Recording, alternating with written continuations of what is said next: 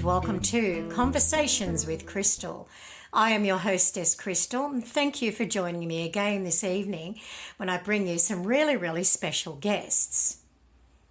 They are Dungog's newest duo, and their names are Lisa Weissman and Phil Watts, and together they make What's Wise, which I think is an absolutely fabulous name.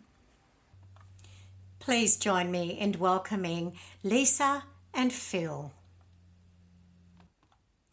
Hey Lisa, how you going? I'm really pleased to be speaking with you tonight. Hi, Crystal. I'm fine, thank you. You're welcome. And Phil, I've got you there as well. How are you going? I'm going great, Crystal. Thanks very much for having us on your podcast. Oh, no worries. I'm very excited to have you guys on. When I seen you on Facebook I think it must have been an ad that you were playing somewhere, I went, oh, you guys look really interesting, and I really wanted to talk to you. So, Lisa, let's start with you. What I see that you're both multi-instrumentalists. So what instruments do you play? I play a few instruments. I play anything with a keyboard. I'm a classically trained pianist, so that also includes piano accordion, which is enormous fun. And as well as that, I play guitar and harmonica. Oh, that's fabulous. And I believe you recently were gifted a piano accordion. Yes. I was recently given a 1939 Hohner piano accordion in excellent condition, and I'm having so much fun with it. Oh, that's fantastic. And does it have a smell about it? No, it was in its own original case and everything, and no. Oh, wow. Because you know how old instruments sometimes get a smell about them? Yeah, no, this one doesn't. The bodies are made mainly of some celluloid, I think, and they don't seem to really absorb smells. Isn't that interesting? And what about you, Phil? Quite as diverse. So I just play rhythm guitar, sing, I play the flute, and do some sort of Arabic and finger percussion and basic percussion. Wow, that's so interesting. You guys look like you have a diverse way of looking at things. How does Dungog, because it's not a huge town, is it, guys? No, it's not. Phil? Yeah? No, it's not a huge Sorry. town. It's all right. We'll work it out, guys. I think there was a fill in there. Yep. Yeah, look, Dungog is a small town, but it punches above its weight in terms of entertainment. We have some great entertainment venues there. We have lots of touring bands coming through. So there is quite a little active music scene here in Dungog. Obviously, there's only like 4 or 5 venues really. We don't really. Festival.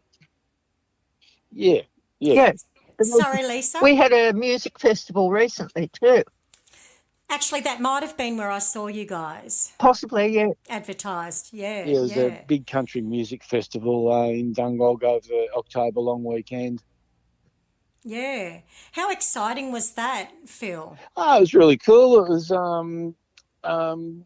we went into the busking competition. They're having this massive busking competition, but then ended up falling through. So we just sort of did a bit of a improvised, spontaneous performance down outside the Dungog Art Society. So, but there was lots of things happening in town.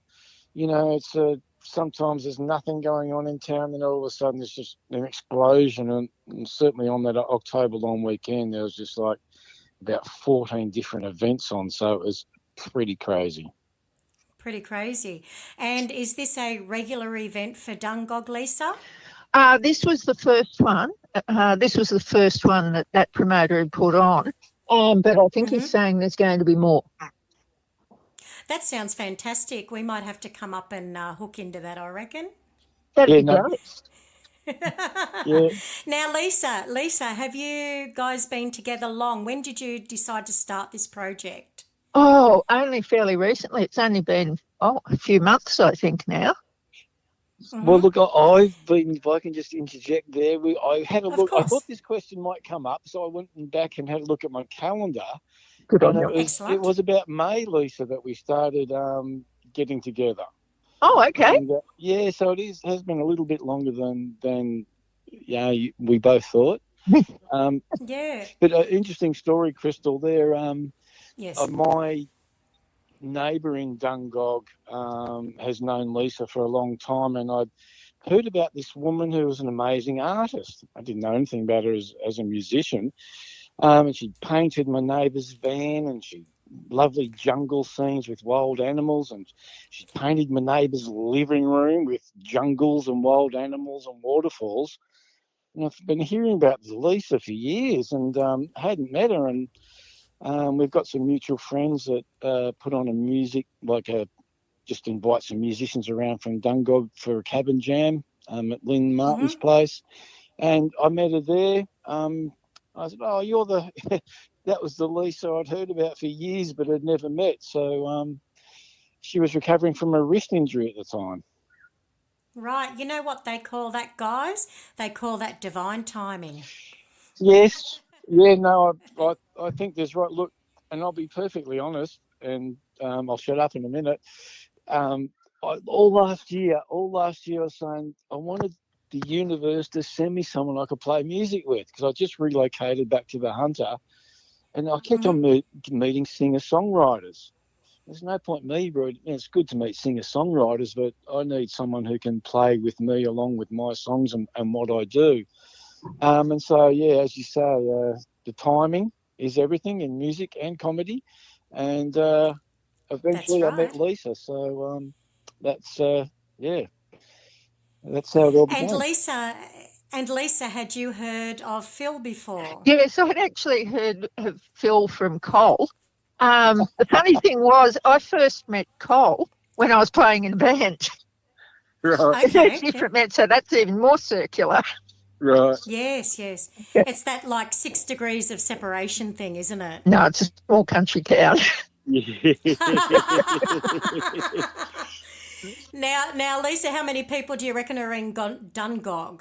Mum actually looked it up. We had a bit of a discussion about it the other day, and I think she said there was about 3,000 in town. I may be way out of that on that, but I think that was what she said, and probably as many who live outside town on farms Right. and things, and some of the little, oh, some towns are bigger The than others. outlets. Gresford, Yeah. Vasey, yeah, Clarencetown, all the other little towns in the Shire. So, were you born in Dungog, Lisa? No, no, but I've lived in the Hunter Valley for almost all my life. Right. And what about you, Phil? Were you born in Dungog? I'm a Mexican originally. I come Oh, from really? Victoria, Mm-hmm. south of the border. And I gotcha. and look at me, look at me, a musician. Left the best music scene in Australia as soon as I could when I was a 17-year-old young fella. Just couldn't get out of Melbourne quick enough, and started travelling. But Melbourne was awesome in terms of like late 60s, early 70s was just fantastic explosion of Australian music and Australian rock and roll. So Yes. every like Saturday night, me and a bunch of mates, like we're talking about 73, 74, we'd go out every Saturday night and see Billy Thorpe and Daddy Cool and AC/DC and Ayers Rock, Mm-hmm. Captain Matchbox, Chain, Carson. Yep. Madder Lake was another big one. Lobby Lloyd, Black Feather. And of course, my favourite all-time band, Masters Apprentices, even though I never saw them, they were around gigging at that time too. So just an amazing, and there was no industry then. It was even before Mushroom began. So it was just entrepreneurs putting on gigs in town halls, and bloody, saw Billy Thorpe probably 30 times, just Oh, sensational. wow. So I was a Wow. fan. I'm a fan of music who became a musician. Yeah. And what about you, Lisa? Were you the same, or have you always been a musician? I've always been a musician. My grandfather bought me a piano when I was 3. Oh, you lucky lady. Yes. Oh my God. That's So so I cool. started lessons very, very early. Yeah, that is fantastic. Now, Phil mentioned that you're an artist as well. Were you doing that from a young age as well? Yes, yeah. I'm also currently one of the Liddell Works project artists in residence. And can you explain to the listeners what that is, Oh, please? okay. It's a group of, I think, 16 artists who are making artworks about the closure of the coal-fired power station at Liddell. Um, Oh, yeah, wow. Okay. Right. That's very, very interesting. Very interesting. So, Lisa, how did you get your start in music? So, I know that you probably did lessons when you were young and that continued on, but when was your first performance? When did you know that you wanted to play in front of people and entertain? choice thing. It was one of those, oh, good, you can play the piano. Here, you get up and play. Or, oh, an end of year recitals, piano recitals, and that sort of thing. So, yeah, really young. Yeah. And just Do, always did it, but started playing with bands when I was probably 14, 15, going to oh pubs my and playing when I was goodness. underage. Yeah, well, a lot of people did that, back then, and they probably still do it now, I reckon. If there's a young person that's very, very gifted, they'll make it work, I'm sure. And did you feel when you were young, Lisa, that that was what you wanted to do, or were you more because it was, oh, you can get up and play? Did you ever feel at any time that that's not where you wanted to be, or was it yes, yes, yes, this is exactly what I want? It's just what I did. It was just a part of me. It's Yeah, yeah, so it wasn't a decision either way, it was just that's that's who you how it were. is. Yeah, yeah. Yeah, that's fantastic that the universe led you that way, I believe. So lucky for you. And Phil, what about you? Complete opposite to Lisa. As I said, I was a music fan first.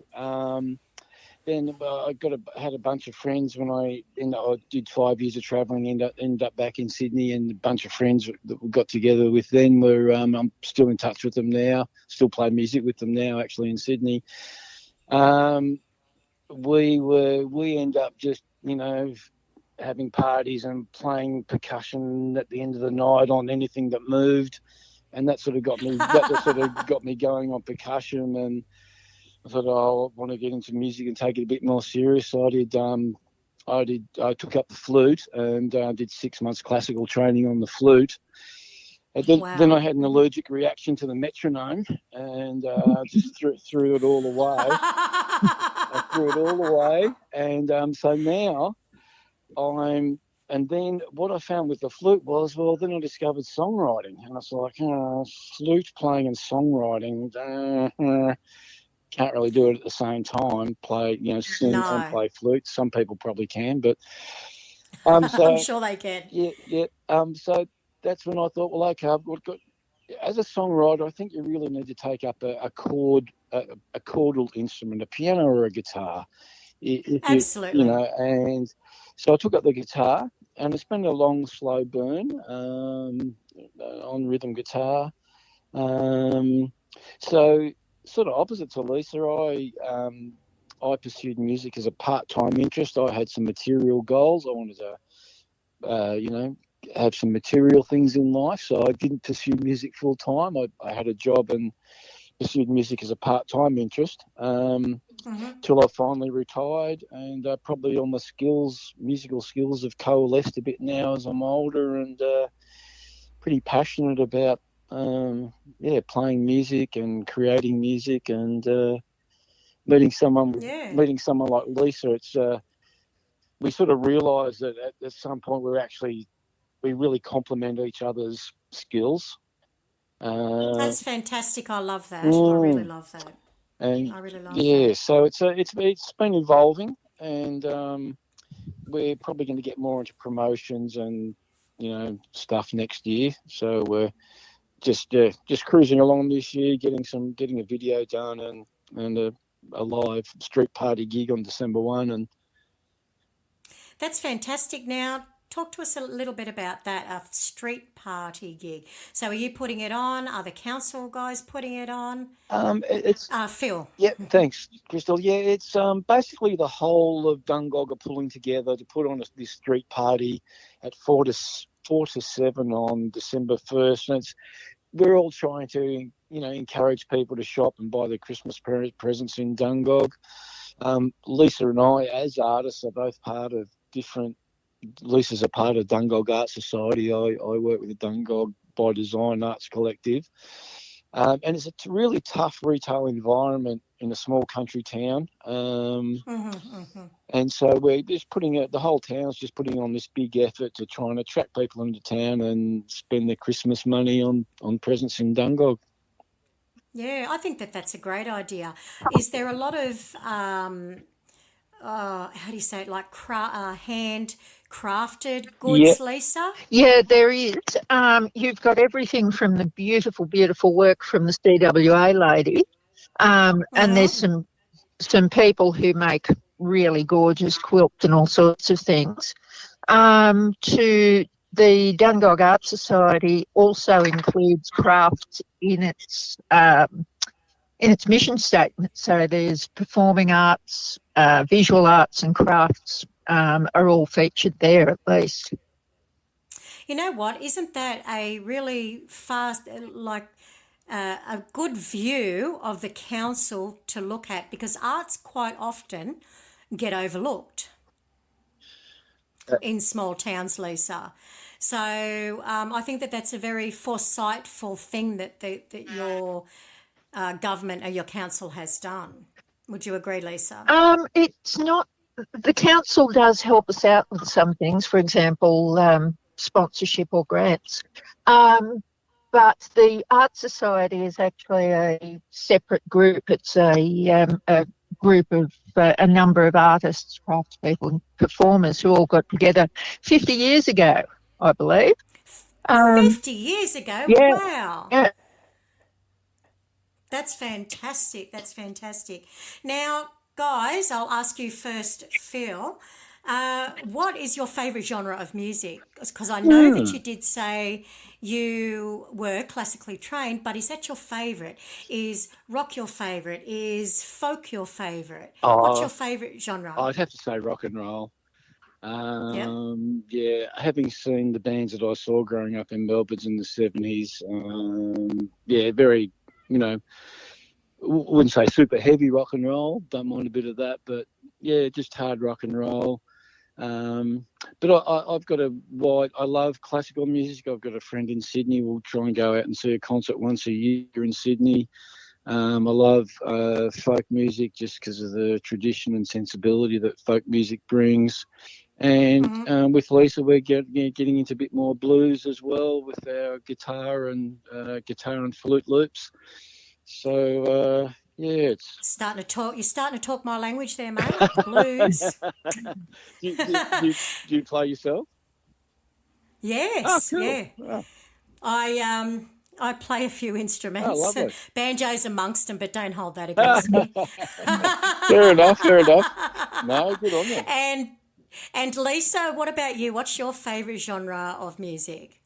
I like lots and lots of things. Everything from classical to rock and roll, as Phil said, punk, thrash, blues, mainly. Mm-hmm. And so your collaboration with Phil, what are you guys aiming for? And I don't really like classifications, to be honest, because sometimes we fall in between the different genres. Mm-hmm. So if you could kind of say what your guys' vision is, Lisa. I think that's probably a better one for Phil to answer because he's the one who's actually writing the music. Okay. Yeah. Mm-hmm. Yeah. Phil, then. Yeah. Phil. without too much trouble, we sort of probably got 20 songs on our set list, and probably really could start working on another set of music as well. And I would say that our music is mainly the original compositions that me and Lisa play. We only play like a half dozen covers. I'm dragging my feet there because the memory's not as great as it used to be. And you've got to remember 3 verses and 3 lyrics. It's like, there's a lot of brain power goes into that. No, man, that's what an iPad's for. I'm old school. I've got to burn it into my DNA. Got to remember it. I'm old school, so I burned it into my DNA through endless repetition, Crystal. Yeah, well, I applaud that, because sometimes I go, oh yeah, that's this song as I'm singing it, and then somehow it ends up with a song verse from another song, and I'm like, oh well, that fits. And you know what? Normally people don't really notice anyway. Yeah, exactly. So. That's right. And then I'll get the husband going, what was that? I'm like I'm mashing it up, man. Contemporary. Contemporary, that's it. Yeah, so these are compositions that you have written, Phil. Yeah, pretty well. Mostly my compositions in songs. We do some covers, but we're also creating ourselves because Lisa's so capable on guitar, and she's got a whole pedal thing going on. You'll have to ask her about a pedal sort of situation. Yeah. We've been inventing. We invent stuff. We just put a drum beat on. She'll lay down. She'll do some live looping, like put a rhythm track down and then do some lead over that, and I'll just join in on flute and vocal. So there's my songs, there's our covers, and there's the music. We do quite a bit of instrumentals. So the instrumentals are more our creations together. Right. Just speaking on instrumentals, my favourite one is Santo and Johnny, Sleepwalk. Okay. Yeah, that's one of my favourite instrumentals. And, of course, there's some of the Shadows as well, like Apache. The Shadows, like Apache. Exactly. The Atlantics. Yeah. I'm a big Shadows fan. Yeah, I love them. So, no, that's really great. I can see and feel that you guys are going to go far with this, and it won't be long before you have your 3 sets of original music, I don't think. Now, because let's talk about your pedal board. Now you've got me really intrigued, Lisa. Yeah. So tell me all about your pedal board. Oh, look, it's not huge. It's a fairly small pedal board. I just love technology, and I love the things you can do with technology and gadgetry and the physical act of jumping on it's fun. I've got That's true. I've got a loop pedal, which is really good as a duo because basically it adds an extra 3 people. Oh, absolutely. And you're only paying 2 mouths. Exactly. You're only feeding 2 mouths. Oh, yeah. You're onto us, Crystal. You got us pegged. I know we have had it. Just jokingly had inquiries about getting a drummer on board or a percussionist. But first of all, with Watts Wise, you've got to have a surname that starts with W or else we're not just going to entertain you. And we don't need a drummer because Lisa's got a drum machine, and there's not many. And Lisa, when did? Sorry. No, I was just going to say, not many openings in our duo. No. Now, Lisa, you said that when did you become interested in having a looper and a drum machine and, all your other pedals, like I'm looking at, like a wave one and like an overdrive and what's this other one I've got down here? Like a reverb or something? Yeah, all your classic pedals, except for the looper and the drum machine, I've always been into. But the looper and the drum machine came along much, much later. Probably the drum machine came along about 12 years ago. And I was always a purist and was, no, you have to have a drummer. No drum machines, no loops, none of that stuff. It's actually quite fun.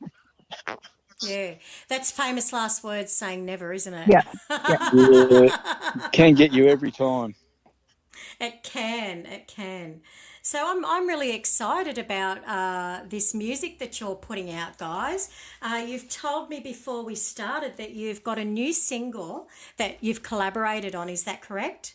Yeah, it's called Yes. yes, it's the one that Carice Edens put out the same song with the same title. So we've changed it to A Lament, and it's one of Yep. our more delicate finger picking songs with some really lovely vocal arrangements that Lisa does on it. You know, she's really lovely background, no, backup singer. She Mm-hmm. hits those harmonies pretty much in perfect pitch. And Lisa plays this lovely atmospheric sort of guitar to it. So it's not one of our rockier pieces. It's a bit slower and etheric and ambient, I guess. Well, you know what, Phil? I think that ambient music and, the etheric you were talking about, it's very good for people to unwind to. Uh huh. So, it's very good that you've put that out, and it's something a little different from what most people would do. So I really applaud that. Now, Phil, are you singing the main vocals on this? You just mentioned Lisa did backups and stuff. Yeah. So I do the main vocals, and Mm. it's a song. I've been stumbling around the planet for 65 years, and it's a song about just travelling up to the Upper Hunter a lot. At the start of the year, there's a mountain there. At the end of the year, there's a hole in the ground. It's about wild rivers being dammed. It's about species losing species. It's about losing friends and family. So it's a bit of a downer. The theme, it's a lament, and it's really Yeah. lamenting things that have gone in the past, we've lost in the past, basically. Yeah. Look, I think using the word downer is probably not the best word. Yeah. I think it's telling the story of Australia, Yes. and it's telling the story of the past not being celebrated as much as it should. Yeah. That's the way I look at it, and Yeah. progress taking over. Yeah. Progress to me isn't always a good thing. No, it's not always a step forward, is it, Crystal? Sometimes it's pretty just staggering. Obviously, not a step forward, but Yeah, like I'm from a very small country town myself. I'm Tenterfield, oh actually, yeah, northern New South Wales. yeah, So I think there's about 3,500 people there. right, And one thing I can always say is, on a general note, nothing much ever changes. okay, yeah, well, Some things do, but it's kind of like the base where yeah, if we need honey, yeah, my husband goes, "Oh, we're out of honey," and I'll go, "Oh, well, time for a drive," and he's like, "Yeah, let's go," and we pack up the camper and drive 700 kilometres to Tenterfield to get honey. fantastic. That's great. Yeah, so I think that kind of thing always stays the same, Yeah, and people generally stay the same. The hospitality yes, and the kindness and the yeah, CWA ladies, yeah, yeah. No, there are certainly those fundamentals to rural living, and um, give me the rural living into the metropolitan living any day. And hopefully Absolutely. that comes through in the music as well. Yeah, well, I look forward to putting that track in here. I haven't got it from you guys yet, but I will. And I think we'll slot it in right about now. Yeah.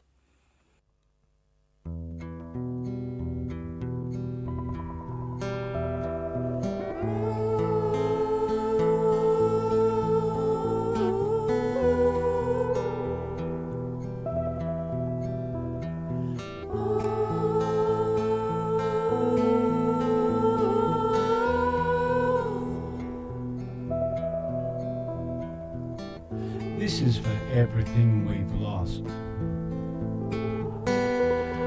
along the way. Entire species,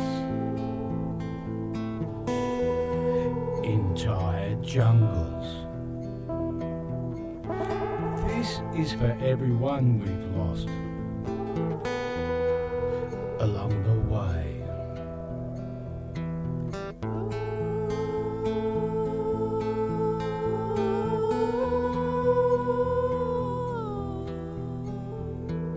Family and friends,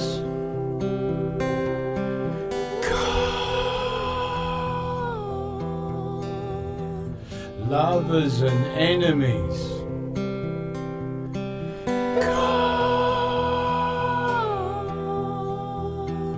Rivers and mountains.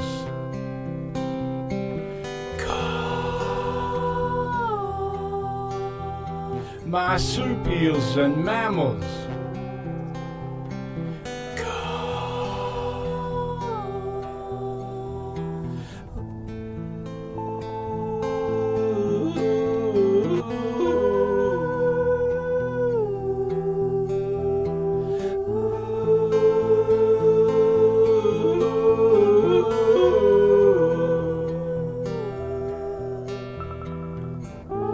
One day the world is yours.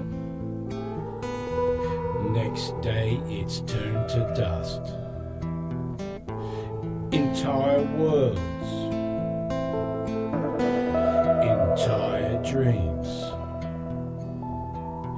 This is for everyone and everything we've lost along the way. Family and friends, God. Lovers and enemies, God. Rivers and mountains, God. Marsupials and mammals,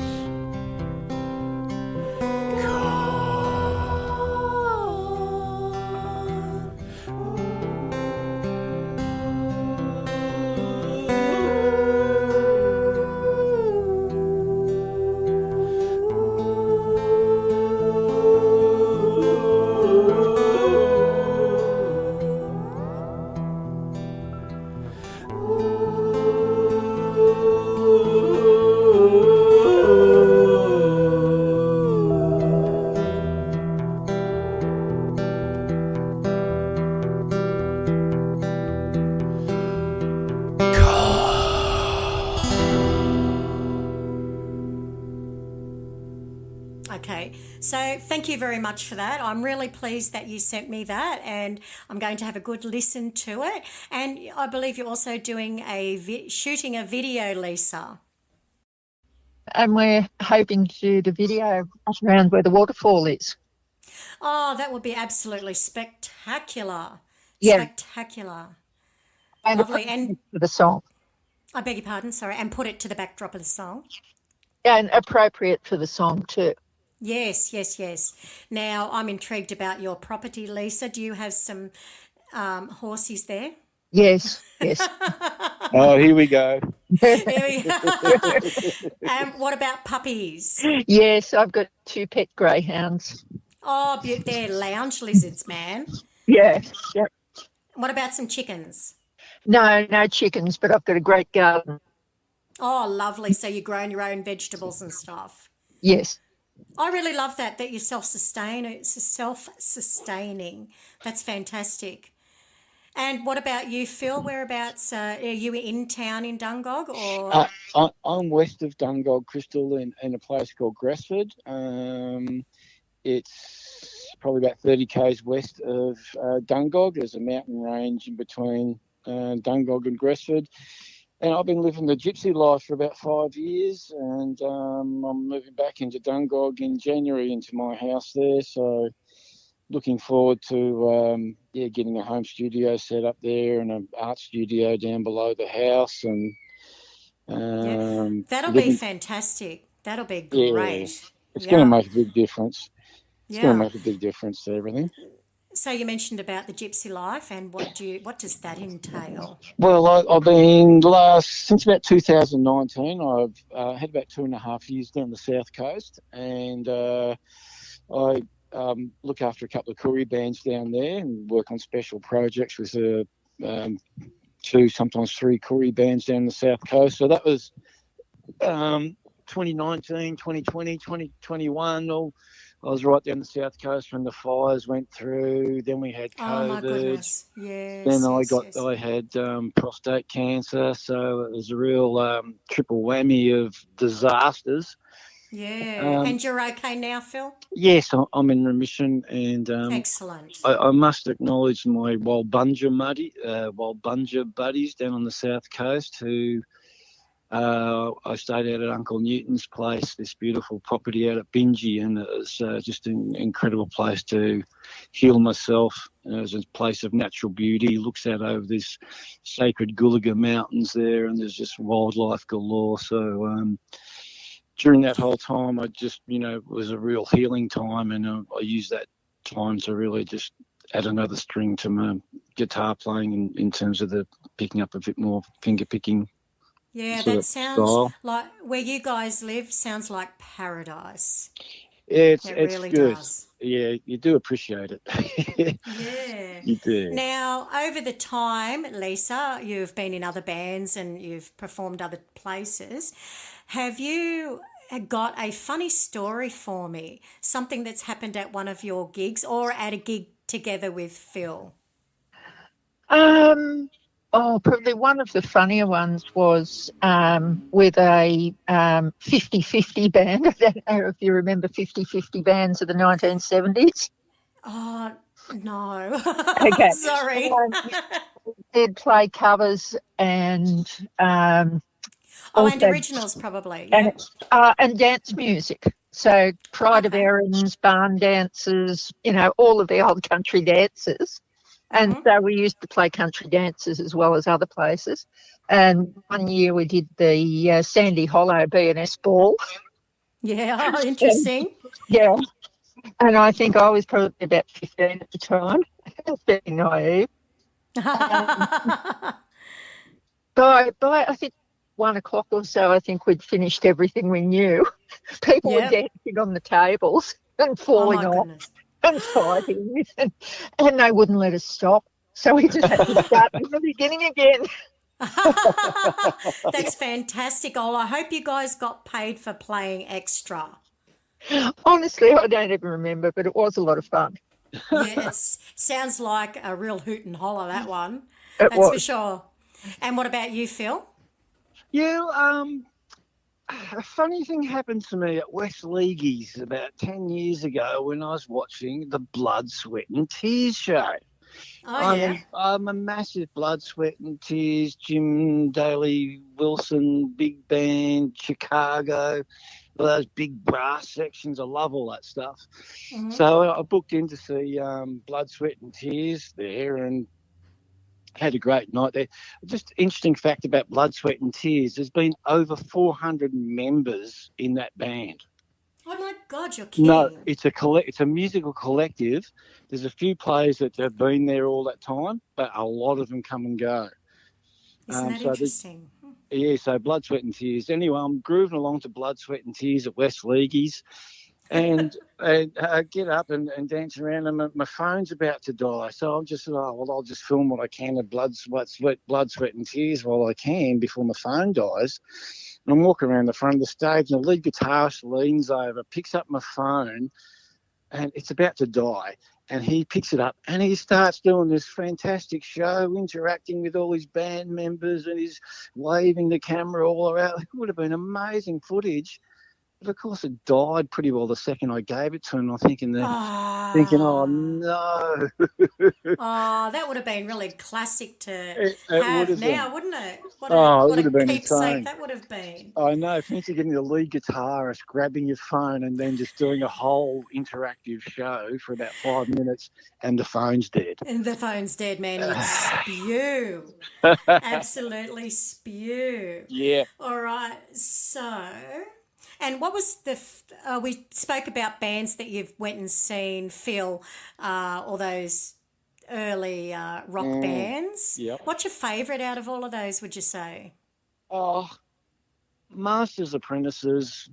Wow, what a band. Mm-hmm. Billy Thorpe. I saw Daddy Cool. They're just moments you'll never forget. I've recently saw Paul. It's great when you tick off, you're seeing your heroes. So I saw Paul McCartney recently in Newcastle. Brilliant show. Lucky thing. Yeah, massive Beatles fan. Yep. I've seen Donovan, another one of my heroes. Yeah, wow.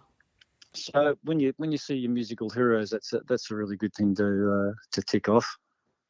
Absolutely, it is. And would you say that the Beatles and all of those guys had the most influence on you musically? Oh, definitely. When you think of that band, like Ringo Starr, he wrote songs and he sang on about it. So there's in some bands you can't get a singer-songwriter, you can't get a songwriter, but they had Yeah. three Three, very four. powerful and four Ringo did Yeah. write. Yeah, that's right. So yeah, very powerful as a band and powerful influences as solo artists as well. Yeah. And what about you, Lisa? What was the first band or the band that stuck out for you when you were, one of the first ones that you saw? And which of their music kind of gives you inspiration? This would have been sort of Newcastle, Hunter Valley sort of area. I remember Hush, Ted Mulry Gang. I remember Wonderful. seeing AC/DC, but the best one of all, and I'm still a fan, was the Angels when they played at the very last Matara concert in Civic Park in Newcastle. Yep. And that was the reason why there was never another Matara concert. So I take it that that was a bit of a good time. It was excellent. Wow. I think the Angels had to be the best live band in Australia. I've got so much respect for those guys and what they did. And I saw them at I don't know if either of you remember the Newcastle earthquake in '89. Yes. I do, yes. Wiped yes. out the Workers Club, which was a massive music venue in Newcastle. Mhm. And yeah, so I lost my train of thought there, sorry. Seeing the Angels Yes, and and at the the Works Angels, Club. the Angels had a benefit. They had the earthquake benefit concert. I remember that. Crowded house, split ends. The Angels blew everyone away. Midnight Oil, just all these amazing bands like Fancy Scenes, Split Ends, and Crowded House on the same bill. Oh, But yeah. Doc Neeson just scaled all this massive stack of amps and was just waving this Eureka flag around. And like he's about 30 feet up in the air on the top of these. It's just truly memorable. He Oh, did that that's at the Matara concert too. He went hand over hand across the top of the stage, still singing. Right. Oh, Right. you're kidding. Yeah, Wow. just hanging in Wow. the air, hanging in midair. Wow. The old Doc. Now, guys, Lisa first. Have you ever toured overseas or played overseas? No. No. Is that something you would be keen to do? And if it is, what area of overseas? I What have, country? I have horses. You can't go anywhere. I don't go anywhere. Look, No, but if you could and you had the opportunity. oh, pretty much anywhere in the world. I have actually travelled a bit. I'm pretty open in terms of places. And I won't say no. I'm never going to go anywhere really. Yep. But at the moment, I don't have any plans to go anywhere. Yeah, I think you guys would be very popular overseas as well. And it'd be worth doing at some point in the future. Now, Phil, what about you? The last 5 years, I've set up my YouTube channel with all my tracks that I've recorded and videos. And that has picked up a bit of a worldwide, people can access YouTube from anywhere in the world. So I've got about a bit over 2,000 subscribers there and a bit over 10,000 views. So that's my Nice. international exposure. Yeah. But Africa would be amazing to go to musically. In some places in Africa, it's considered offensive if you don't dance and the music's on. Now that's my sort of culture. Really? Yeah, you're offending the local customs if you don't dance when the music's on. So that's my sort of town. Yeah. I've also recently learned there's a Bob Marley museum, so that would be awesome. I'd just love to go to the Bob Marley museum. That would be really cool. And also Europe has a wonderful acceptance of music in the streets, and acknowledging and contributing to performers who play in the streets. And I think that'd be an awesome experience at some time. I think it would be too, that's for sure. For me, I would have to say I would love to go to Sun Records, Oh, yeah, yep, in Memphis and Tennessee and yeah, all of that. See fantastic. Elvis and, Yeah, and of course go to Strawberry Fields. How could you not? Strawberry So, Fields. I would. They're places on our bucket list, that's for sure. And that That's whole for sure. New Orleans and that Southern Yes. blues thing must be awesome to tour around there. And Yeah, well, I know quite a few musicians who have done that with the Sydney Blues Society. yeah, So yeah, they've got a competition, oh yeah, and they send artists over there to join the big American competitions. And fantastic. oh yeah, Well, it's well, in Memphis. Yeah, so yeah, that'd be really something to see, I reckon. I'd love to get that link off. Yeah, that'd be good. That might get us to America. Yeah, maybe. You never know. And speaking of links, so what I'll get is Phil, that you said you've got your YouTube channel links. Yep. And you guys have a Facebook page. So I'll grab all those links off you if you haven't already given them to me. No worries. And Lisa, do you have a YouTube channel or anything similar? No, I don't. Okay. I actually have my own website. Well, you need to send me that link, my darling. Okay, I don't have any music on it. It's all art related, but yeah, I can. It doesn't matter. It doesn't matter. You're an artist. You're Australian music and you're an artist. That is perfect. Great. Look, So I really look forward to getting those off you. I can put it in the description of this show so that Right. people can click on the links and follow you guys and have a look at what you're all about. And hopefully come to Dungog next year when you have the festival down there, up there. that'd be awesome. Yeah, no, it'd be great. Yeah, and I think I'll put it on our calendar as well for Fantastic. next year. And Yeah. we look forward to learning a bit more about your music too, Crystal. Yeah. So Come up and play. good Oh, exchange. I'd love to. We'd love to. Yes, that'd be fantastic. All right, guys. Well, I really thank you so much for joining me this evening. You're a pair of great people, and I love meeting interesting, nice, cool people, and I think you guys are it. Well, thank you, Crystal. The feeling's mutual. You're doing an awesome job there for Australian musicians, so thank you. Oh, thank you very much, Phil. And Lisa, I look forward to seeing more of your art and following you guys and seeing what you're up to next and where next year takes you. Thank you very much, Crystal. I do hope you come up to the festival or any time next year. It'd be great to catch up in person. Well, you know what? I'm going to put out some feelers for the venues, I think. So we'll just see what happens. Great. I know a few booking agents around town, so no worries. We'll talk after. Sure. All right then, guys. Well, I will say good night. Once again, thank you, Lisa. Thank you, Crystal. And thank you, Phil. Good on you, Crystal. Cheers. Cheers. All right, guys. I'll see you later. Thank you so much. Good night. Bye. And that was Lisa Wise and Phil Watts from the dynamic duo Watts Wise. And they're from Dungog, so go up and check them out.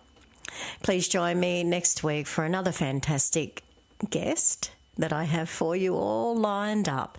And until then, please stay safe, stay happy, stay cool, stay awesome. But most of all, please stay tuned to this channel. Goodbye.